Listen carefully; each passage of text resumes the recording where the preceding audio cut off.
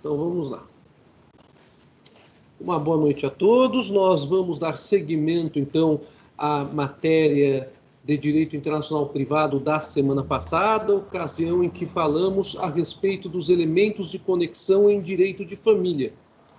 Na oportunidade, enfatizamos a regra do artigo 7º da Lei de Introdução às Normas do Direito Brasileiro, que fixa como elemento de conexão para questões referentes a relações familiares a lex domicilii. Isso quer dizer que, havendo uma questão familiar envolvendo pessoas, um brasileiro ou brasileira, e a outra pessoa estrangeiro ou estrangeira, a lei a ser aplicada será a lei do domicílio de uma delas. E aí nós temos as questões de se verificar qual que seria a lei aplicável de direito material. Isto porque o artigo 7º ele não trabalha com as chamadas regras de conexão processuais. Tema este que nós já discutimos quando falamos de jurisdição e de competência internacional. Bem, aí eu enfatizei na aula passada que o próprio sentido de família varia de acordo com os sistemas jurídicos da sociedade internacional.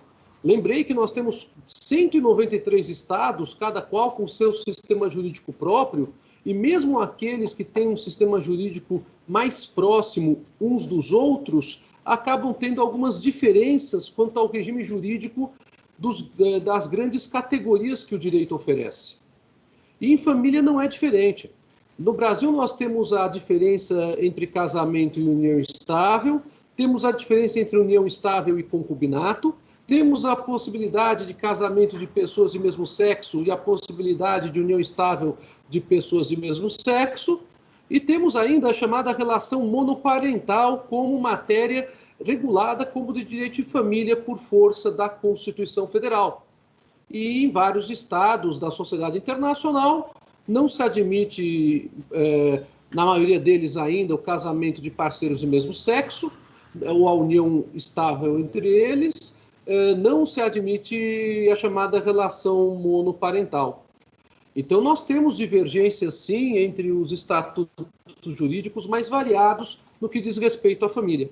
O que enfatizamos ainda na aula passada diz respeito às regras do casamento serem fixadas de acordo com o local da celebração do casamento, a chamada lex celebrationis, e que o artigo 7º da nossa lei de introdução não faz referência expressa à lex celebrationis, justamente porque a nossa tradição civil no Brasil foi sempre de apenas admitir o casamento civil ou o casamento religioso com efeitos civis a partir de um procedimento administrativo chamado habilitação de casamento, que vocês tiveram em direito de família, esse estudo. E esse procedimento administrativo exige que os interessados em se casar indiquem que mantêm domicílio no território brasileiro.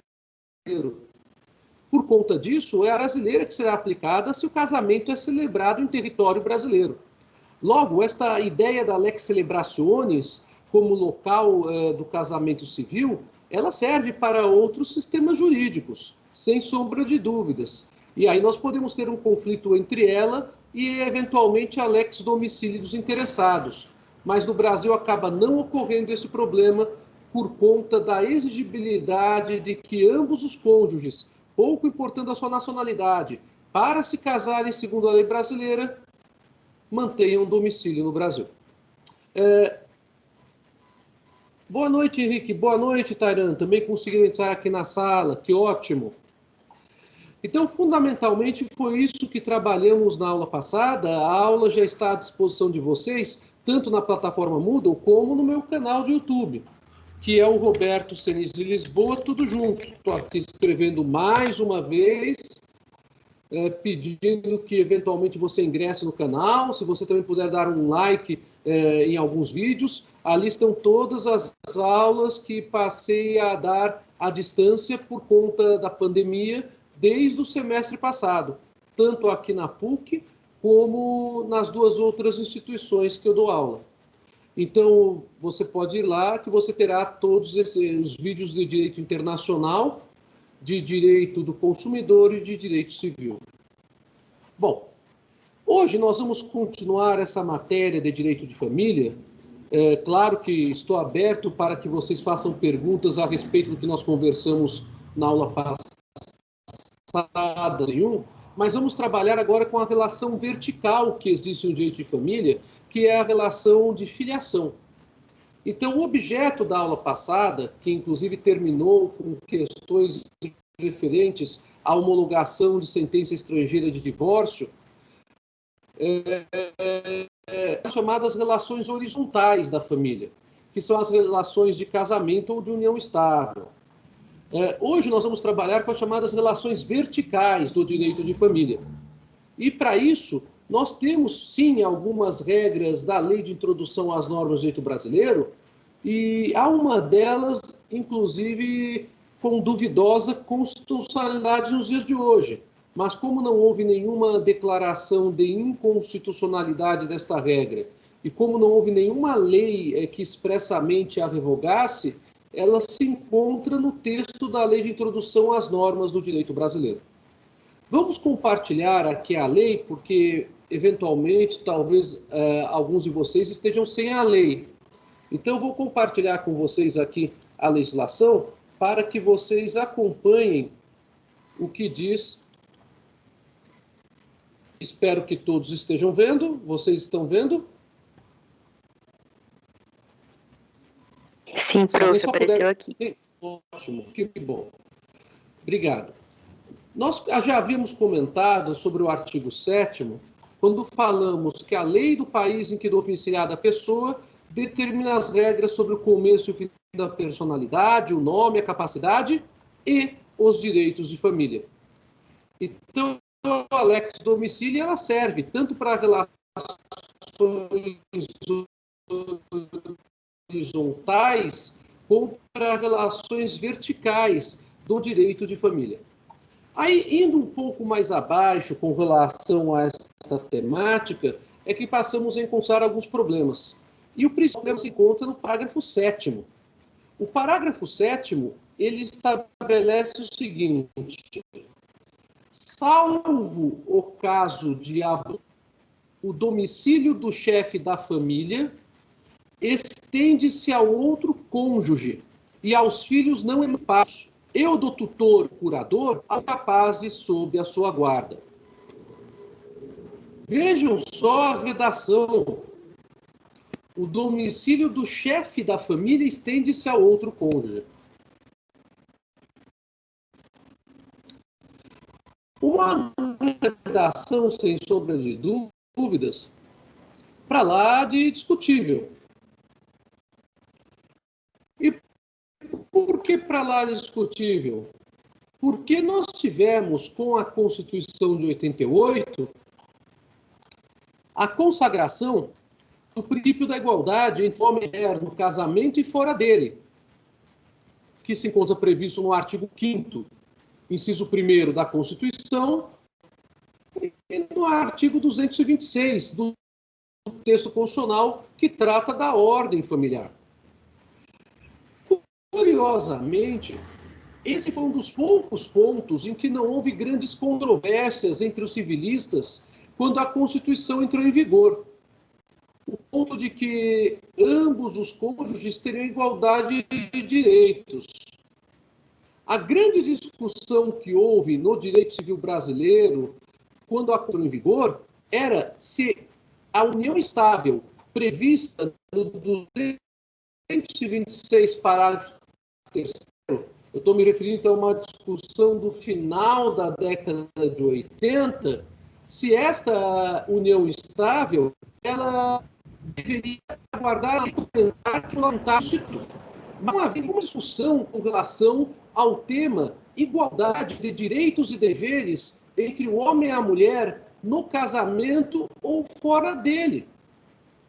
Aliás, o princípio da igualdade entre o homem e a mulher é uma coisa que a sociedade internacional inseriu na Declaração de Direitos Humanos da ONU. A ONU brasileira participou das conferências, dos debates e até mesmo da redação do texto.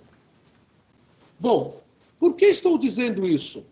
Porque, muito embora o princípio da igualdade seja algo que não tenha tido grande discussão quanto a uma igualdade entre a mulher, a partir da entrada da Constituição de 88, uma série de artigos do Código Civil permaneceram aonde se apontava as desigualdades. Basta lembrarmos que quando a Constituição de 88 entrou em vigor, o Código Civil brasileiro ainda era o de 16. E no Código Civil de 16, a mulher, ela não tinha os mesmos direitos do homem. O que vigorava à época na relação entre o homem e a mulher era o seguinte: o homem exercia a chefia da família, o homem exercia a representação da família, o homem ele exercia o pátrio poder. E a mulher, dizia expressamente em 16, era mera colaboradora ou auxiliadora do homem. Esta situação, que não tem nenhuma pertinência nos dias de hoje, existiu textualmente no Código Civil de 16 e coube a doutrina e a própria jurisprudência brasileira reinterpretar o Código Civil de 16 à luz do artigo 5º e do artigo 226 da Constituição, diante do princípio da isonomia. Apenas com o Código Civil de 2002, que é o código que vocês estudaram e estão estudando no curso de graduação hoje, é que o chamado Instituto do Pátrio Poder foi superado e revogado, e no lugar dele surgiu o Instituto do Poder Familiar.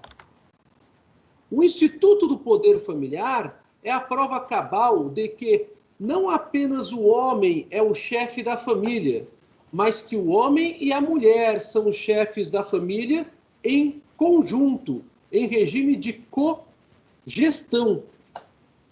É a prova cabal que não apenas o homem representa a família, mas também a mulher.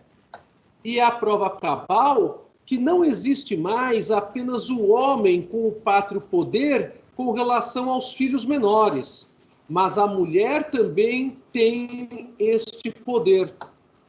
O poder familiar, na realidade, ele se encerra num autêntico poder-dever. Vocês viram isso em direito de família. E no nosso direito civil, a ideia é a de que tanto o homem quanto a mulher têm os deveres de guarda, sustento e educação dos filhos menores. Deveres de guarda, sustento e educação dos filhos menores. Pois bem, disso há uma série de efeitos pessoais e patrimoniais. Questões referentes à guarda, referentes ao direito de visitas, referentes a uma eventual alienação parental, referentes ao fornecimento de alimentos, são questões que envolvem o direito de família contemporâneo. Aí suponhamos que temos pessoas de nacionalidades diferentes, casadas entre si, ou vivendo uma relação que, à luz do direito brasileiro, configuraria união estável em território brasileiro, e que tem um filho. E essas pessoas resolvem desconstituir a união que mantinham. Vamos dar um exemplo mais radical. Suponhamos que uma brasileira, visitando os países árabes, acabou conhecendo um homem de Omã. Os dois se apaixonaram e se casaram. Ela convenceu o homem a vir morar no Brasil. E eles pediram a homologação do casamento que eles celebraram em Omã pelo direito brasileiro. A homologação do casamento foi, obviamente, concedida e eles estão casados no Brasil. Antes de se mudarem para o Brasil, eles tiveram um filho que nasceu em Omã. em Mascate, capital de Omã. E aí eles trouxeram o filho para o Brasil, claro. O homem decide se divorciar da mulher, a mulher decide se divorciar do homem, e ao se divorciarem, o homem regressa a Omã para seguir com a sua vida ali. E aí começam as disputas com relação à guarda do filho menor. Outra situação, este homem que nasceu em Omã veio a falecer. Porém, os pais dele, inconformados com a falta de acesso ao neto que mora no Brasil, com a nora brasileira, decidem disputar a guarda do menor com a nora.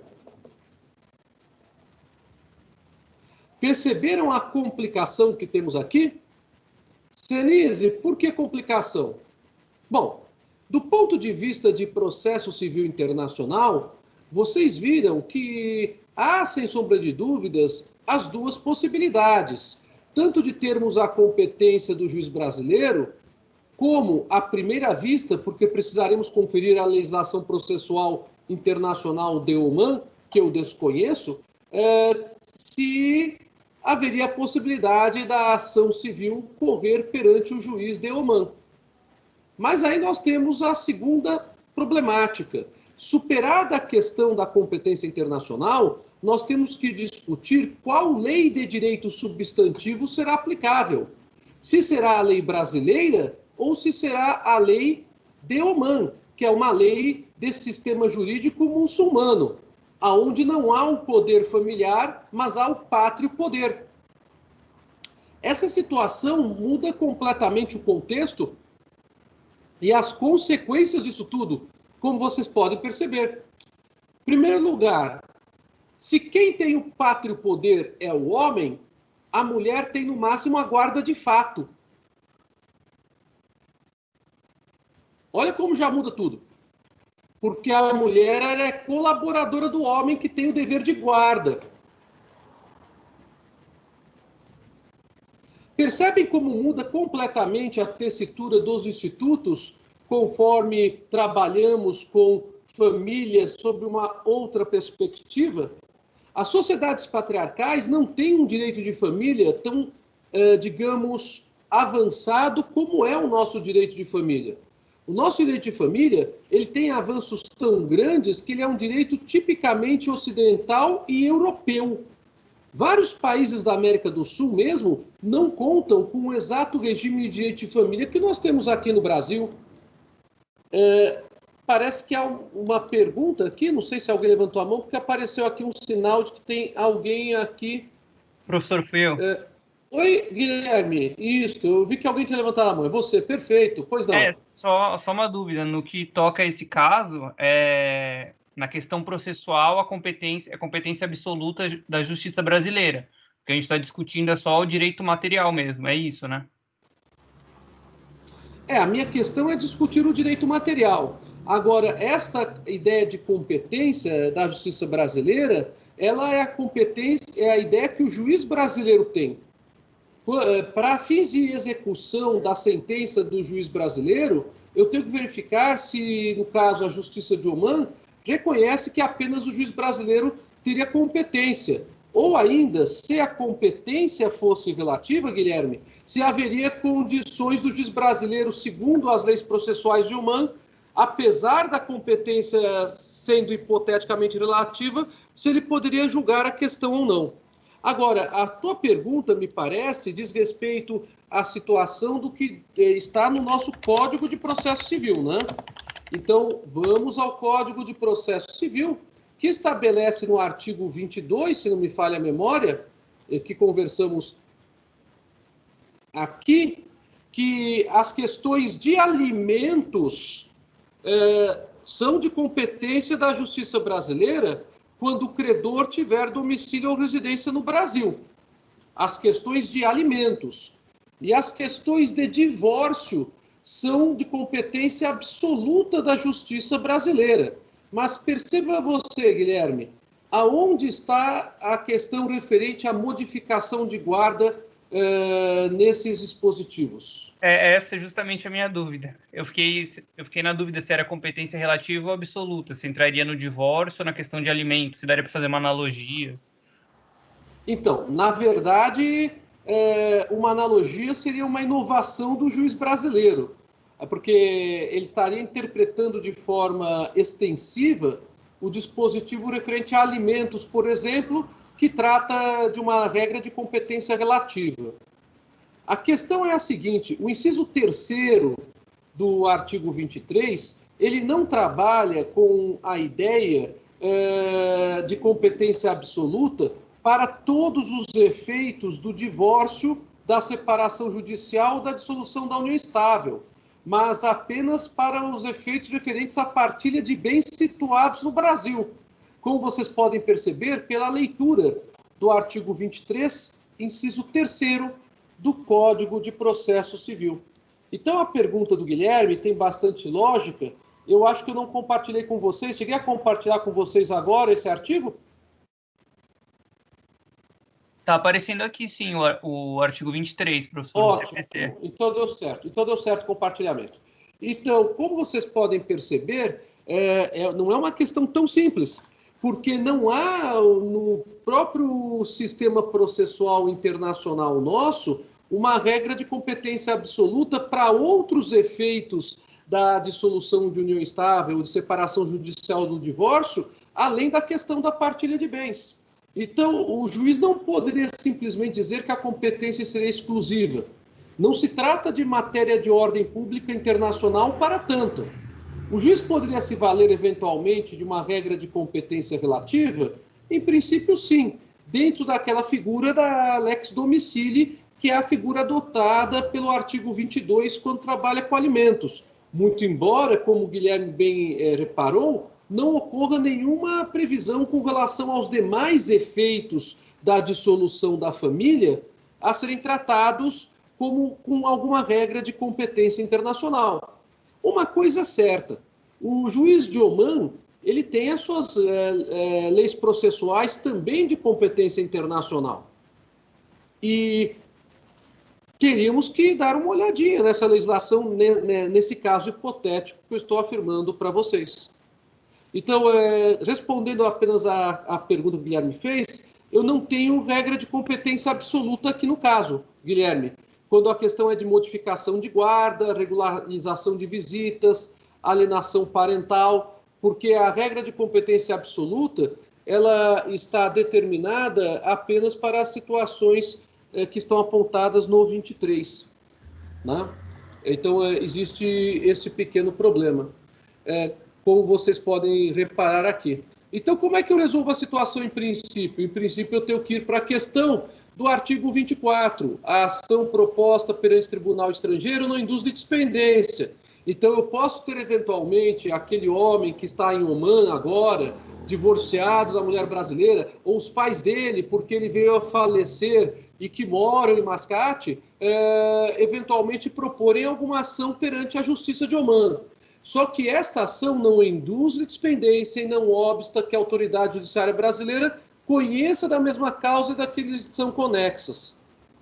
A única hipótese que excepciona esta questão é a relativa a tratados internacionais e acordos bilaterais firmados pelo Brasil.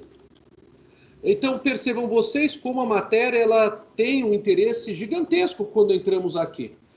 O problema da competência, que esses efeitos não têm realmente uma regra expressa no nosso CPC, e os problemas referentes à diferenciação de regime jurídico, simplesmente pelo fato de que, em um regime, prepondera a sociedade patriarcal, e então o chefe da família é o homem.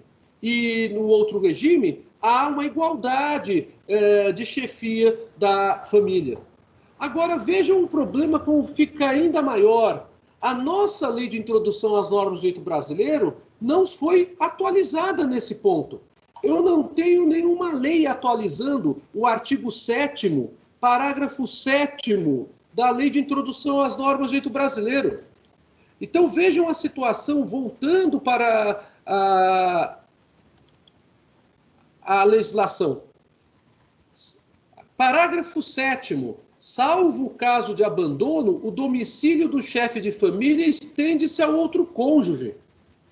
Ora, eu posso até, eventualmente, trabalhar com uma ideia de que o intérprete brasileiro poderá considerar que esse parágrafo 7º está a indicar que o chefe da família agora são os dois cônjuges. Mas percebam a confusão para a fixação do elemento de conexão de direito de família, de direito material. Suponhamos, então, a situação do homem que volta a residir em Mascate, capital de Omã. Ele fala, olha, eu sou o chefe de família, não é a minha mulher. Então, eu é que tenho o pátrio poder. Tem que ser aplicada a lei do meu país, porque aqui diz que, salvo no caso de abandono, eu não estou abandonando. Há um consensualismo entre nós que levou ao divórcio. Agora o que eu estou discutindo é modificação de guarda. Por quê? Porque não houve atualização desse parágrafo 7º. Então, esse tipo de situação, infelizmente, teria que ser revista com uma certa celeridade. De outro lado, se formos aplicar o direito de família de outro Estado, e se esse outro Estado adota o pátrio poder e não o poder familiar, nós temos uma revisitação de todas essas figuras que eu estou passando para vocês. E que são figuras importantes, acima de tudo, para quem? Para a criança e para o adolescente. Para o filho menor. Vejam só. Nós temos no direito brasileiro, diante de todo o avanço do nosso sistema jurídico, uma repersonalização das relações familiares. Nessa repersonalização, o poder familiar deixa de ser um direito potestativo e passa a ser um poder-dever. E os filhos menores passam a ter a proteção não apenas da família, com relação a direitos que eles têm, mas também da sociedade e do Estado. É isso que fala, no Brasil, a Lei 8.069 de 1990, que é o tão criticado Estatuto da Criança e do Adolescente. Estatuto este que, embora seja teoricamente um dos melhores diplomas legais da sociedade ocidental sobre direitos da criança e do adolescente, é muito criticado no Brasil, porque se confunde uma não efetividade da lei com problemas de infraestrutura para que a lei seja efetivada. E problemas de infraestrutura são problemas relacionados normalmente a políticas públicas e não à lei em si. O Estatuto da Criança e do Adolescente, ele trabalha com aquilo que vocês viram em direito de família, de maneira geral, que é a situação irregular do menor. Só que não trabalha apenas com a situação irregular do menor.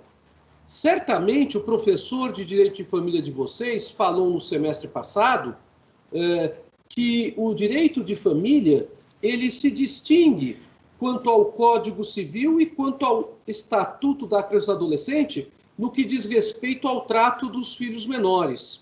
E uma ideia inicial é, se o filho menor se encontra em situação regular, isto é, está sob o amparo de quem detém o poder familiar ou de quem exerce uma substituição desse poder familiar, ainda que transitoriamente, como é o caso da guarda e o caso da tutela, este filho menor tem todas as suas relações regidas pelo Código Civil.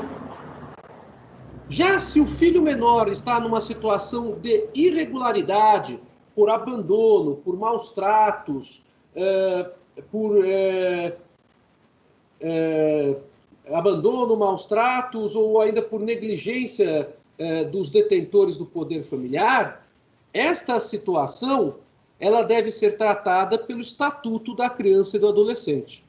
Só que esta não é a única regra áurea que serve para identificar quando eu aplico a regra do Código Civil, quando eu aplico a regra do Estatuto da Criança e do Adolescente.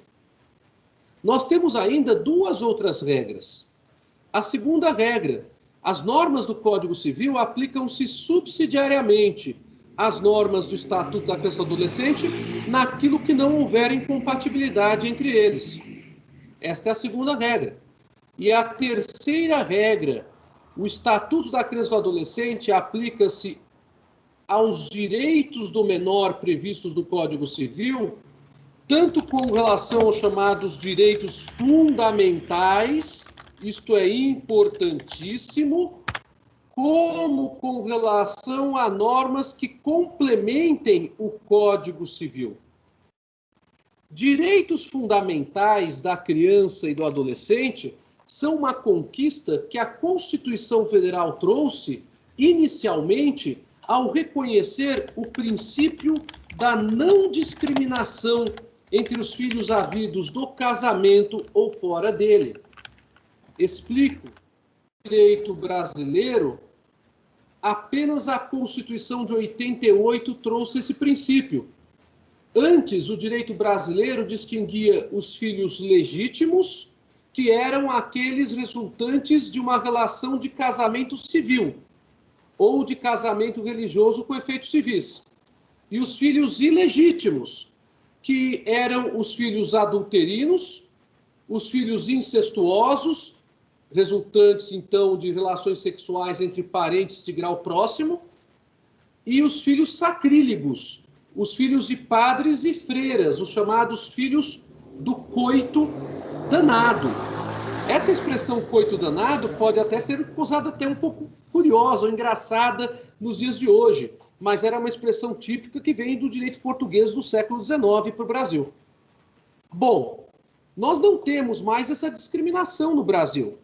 Pouco importa se o filho é filho de uma relação de casamento, se ele é filho de uma relação de união estável, se ele é um filho adulterino, se ele é um filho incestuoso, se ele é um filho sacrílego ou do coito danado, ou se ele é um filho adotivo. Inclusive, os filhos adotivos do Brasil passaram a ter os mesmos direitos em plenitude aos filhos legítimos. Antes da Constituição de 88, existia no Brasil duas categorias de adoção: a adoção simples e a adoção plena. A adoção simples era uma adoção de segunda categoria, que não dava ao filho adotivo os mesmos direitos de um filho legítimo. Apenas a adoção plena dava esses direitos. Gente, eu estou falando aqui na aula de hoje de algo que só faz 38 anos que mudou.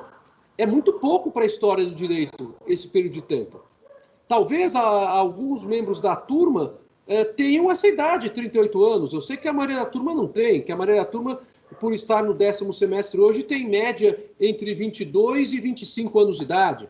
Mas certamente há pessoas mais velhas, como há em todos os lugares, né? É muito recente. Então, por isso que ainda existe esse ranço, não apenas com relação aos direitos das mulheres, mas também com relação aos direitos dos filhos. Agora, pergunto para vocês. O Brasil ele trabalha com direitos fundamentais do menor. Direitos à vida digna. Direito à integridade física e psíquica. Direito à liberdade. Direito ao respeito. Direito à educação, à cultura, à moradia, à habitação. Perdão, a moradia é gênero e habitação é espécie. Mas vamos lá, a moradia, a alimentos, aos esportes.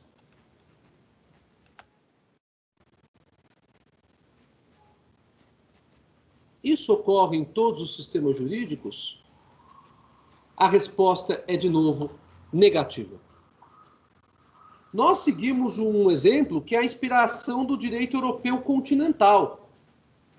Mas há uma série de estados onde, em primeiro lugar, não há todos esses direitos fundamentais concedidos aos menores. Mas, Senise, e os tratados internacionais?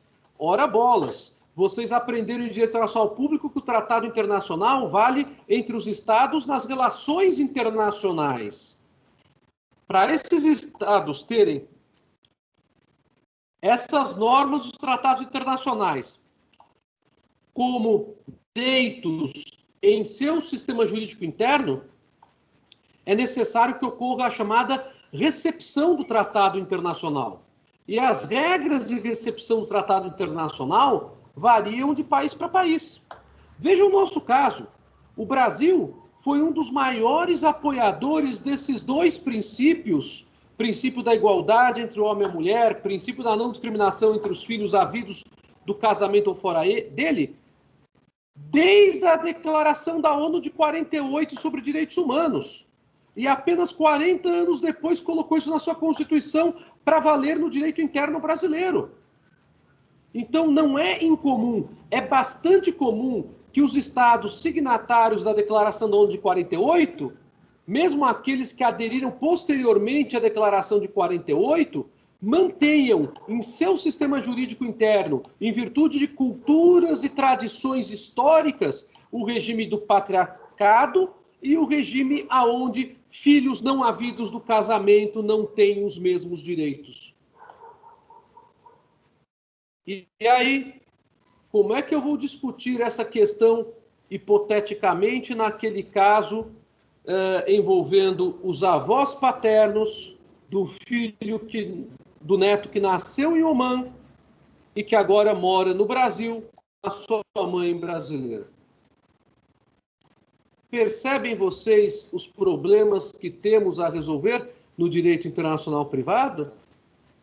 E eu tenho elementos de conexão que são muito claros.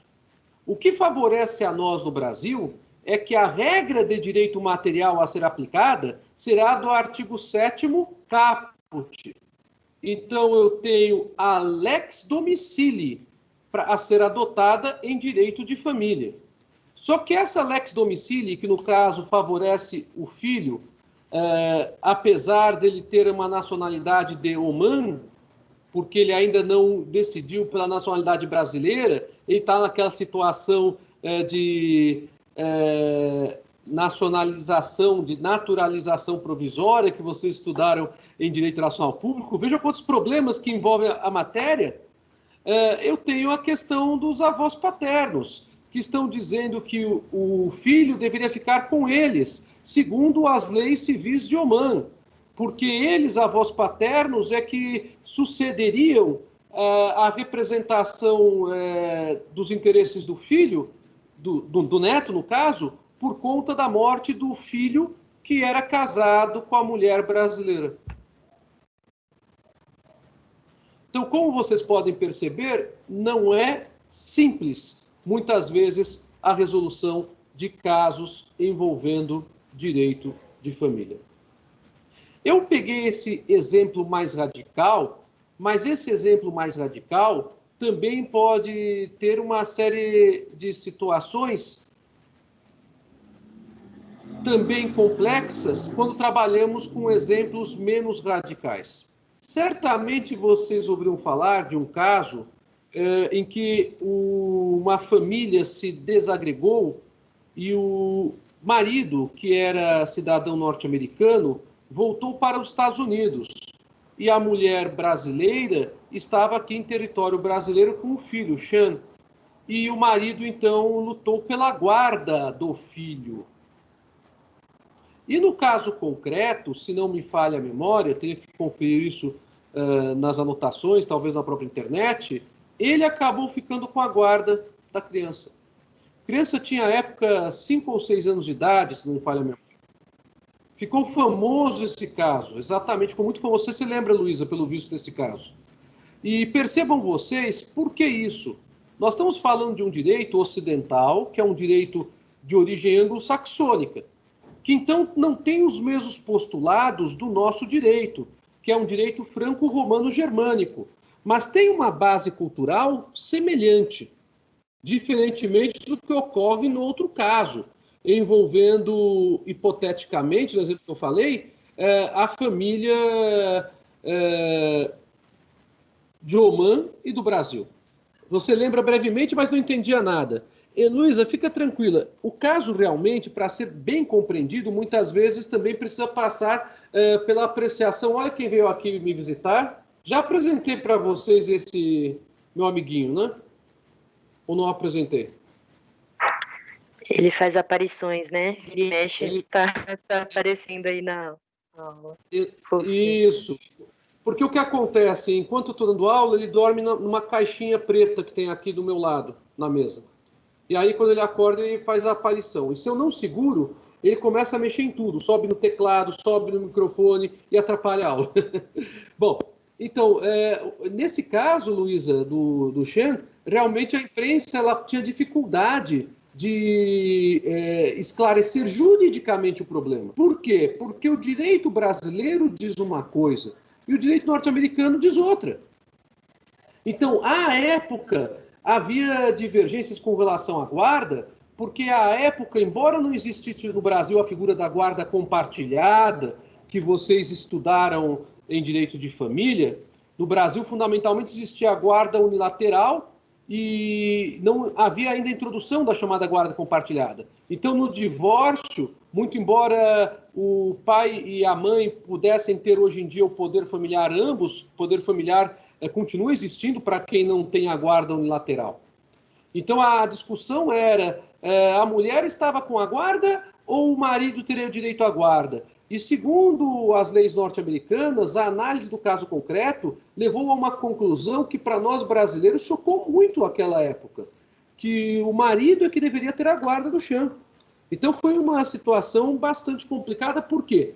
Pela falta de conhecimento nosso sobre a situação de direito norte-americano e pela falta, muitas vezes, de um melhor esclarecimento por parte da imprensa.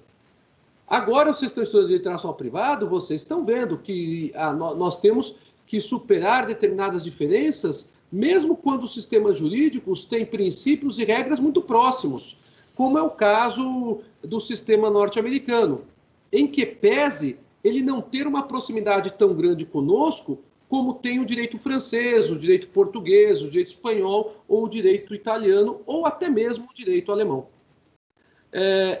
Lembro muito da polêmica por isso de estar afastado da mãe. Toda a ideia que só porque ele é norte-americano, imperialistas, etc. E não era o caso. Não era o caso. Não tinha nada a ver com o imperialismo. Mas havia essa ideia também politizada, né? E nós no Brasil voltamos a ter essa ideia de politização nos últimos anos, inclusive para discussões de questões jurídicas, né? Então, essa ideia foi muito falada na época, era uma injustiça o que estava acontecendo com a mãe, coitada da mãe, coitada da mãe. Mas foi o que acabou prevalecendo no caso concreto. Então, é difícil, é difícil. Agora, imaginem vocês como é interessante atuar nesta área. Eu só apresentei para vocês, na aula passada e na aula de hoje, as situações que envolvem possíveis conflitos interespaciais de normas de direito substantivo em matéria de família. Vou falar na aula da semana que vem das situações que envolvem conflitos possíveis em discussão de posse e propriedade de bens móveis e de bens imóveis. Então, como vocês podem perceber, a matéria ganha um contorno bastante interessante nesta parte. Deu para vocês acompanharem até aqui? Vocês querem fazer alguma pergunta? Ou eu posso ir para a parte final da aula? Tá tranquilo, prof. Acho que pode dar continuidade. Então, tá bem. Então, vamos continuando. Bem, o parágrafo 8º do artigo 7º apresenta uma solução para as pessoas que não têm domicílio fixo. Quando a pessoa, já que nós adotamos a lex domicilii para tratar de questões referentes a direito de família. Quando a pessoa não tiver domicílio, considerar-se-á domiciliada no lugar de sua residência ou naquele que se encontra. De novo, estamos diante de um problema aqui. Qual é o problema? O problema é que o conceito de domicílio nosso é um conceito francês. Então, se vocês trabalharem com a gênese das figuras jurídicas, isso é muito importante em direito internacional privado. O conceito de domicílio nosso é um conceito francês. O conceito francês é o que vocês aprenderam na faculdade, em teoria geral do direito civil, lá na parte geral, quando vocês viram que há dois elementos integrativos do conceito de domicílio. O primeiro é o elemento objetivo. o local. O segundo, que é o elemento subjetivo, isto é, o ânimos, a intenção de permanecer com aquele local sendo domicílio. No nosso direito, nós temos uma regra que o domicílio do menor é o domicílio do seu responsável legal. Ora, no nosso direito brasileiro, o domicílio do menor é o dos seus responsáveis legais, que são os pais, detentores do poder familiar.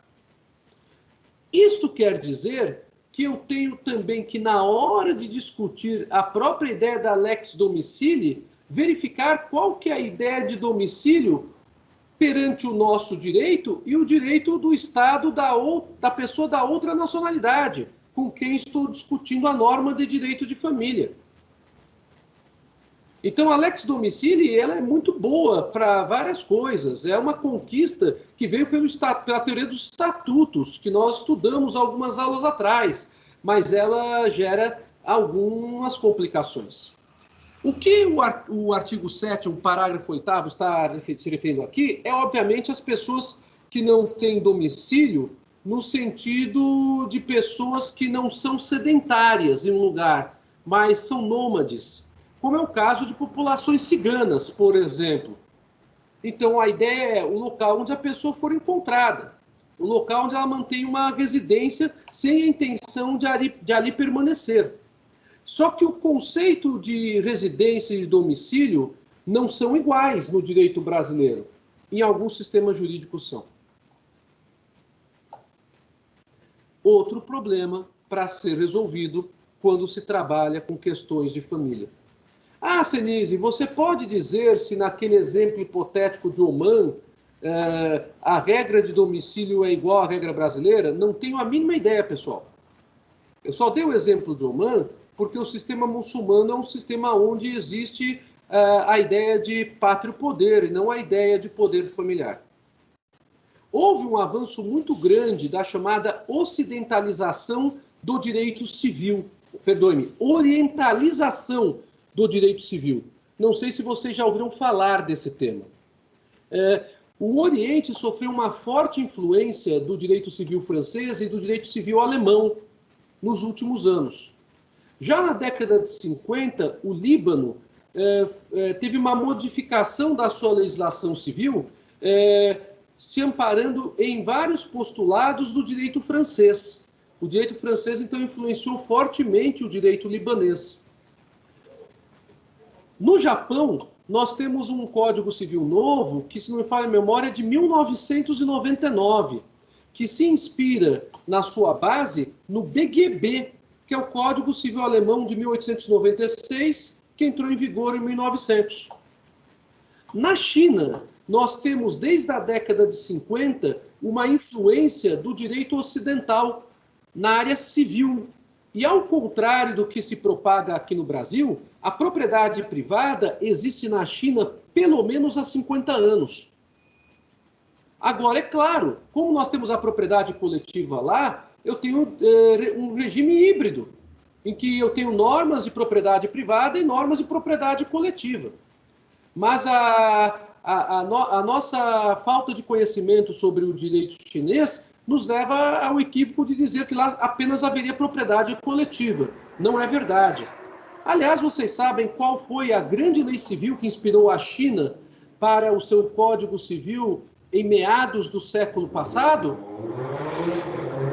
Alguém sabe? Eu respondo, vocês vão levar um susto. O Código Civil Brasileiro de 1916. O nosso Código Civil do Clovis Bevilacqua inspirou o modelo civil chinês de meados do século passado. Só que a China, que está já há algumas décadas se aperfeiçoando para ser cada vez mais competitiva no comércio internacional, a China está já há alguns anos rediscutindo uma consolidação de novas leis que serão finalizadas em um novo Código Civil. E o modelo que a China está buscando é o modelo ocidental em várias passagens, com influência franco-germânica.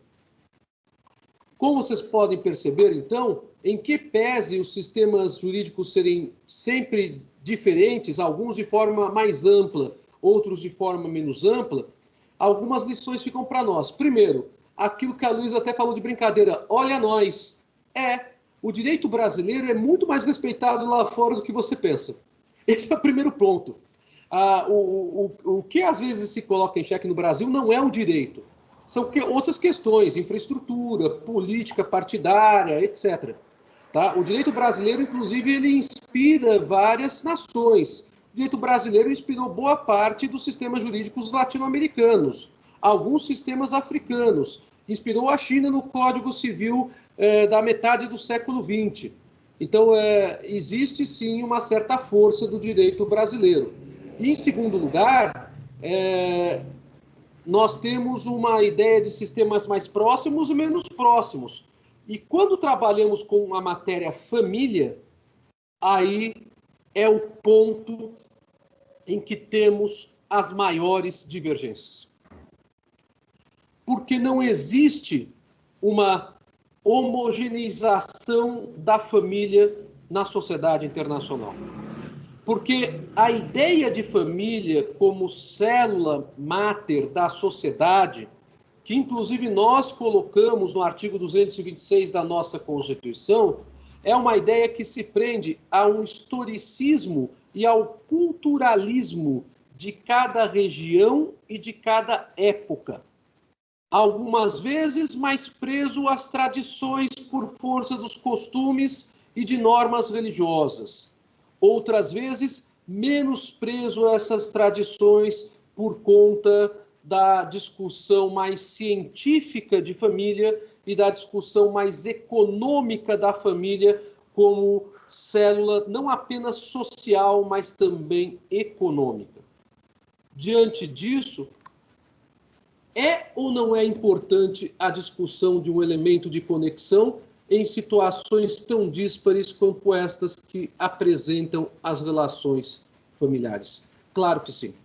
Filiação socioafetiva tem aqui no Brasil alguns países europeus. Vai falar de filiação socioafetiva em alguns países orientais. Registro civil em nome do enteado ou da enteada, para ter dois pais no registro, isso é coisa de alemão, que nós aqui no Brasil acabamos implementando para a filiação socioafetiva, desde que haja concordância do pai biológico, por exemplo, para que o padrasto coloque o seu nome também como pai no registro civil do enteado ou da enteada. Mas isso não é coisa das Filipinas, da Indonésia, da Índia. Então, é tudo diferente, gente. E esse mosaico que nós temos na sociedade internacional é que torna tão importante a discussão do elemento de conexão em direito de família. Terminei a aula de hoje. Na semana que vem, conforme já falei para vocês, nós vamos entrar no estudo, então, das regras de conexão de direitos reais. Nós vamos falar sobre a propriedade imóvel, sobre a propriedade móvel e vamos falar sobre um tema super bombando, um tema super atual, que é o tema da informação como bem móvel e como valor econômico na sociedade pós-industrial. É isso que justifica, por exemplo, a discussão daquela ação que o Departamento de Justiça dos Estados Unidos acabou propondo, juntamente com 11 procuradores de 11 estados norte-americanos, contra o Google, agora na semana passada. Bom, gente, agradeço muito a atenção de todos, espero que vocês tenham gostado da aula, né? Claro, se vocês tiverem alguma sugestão, estou às horas de vocês, sempre, né? Pois não, Guilherme? Não, só para fechar,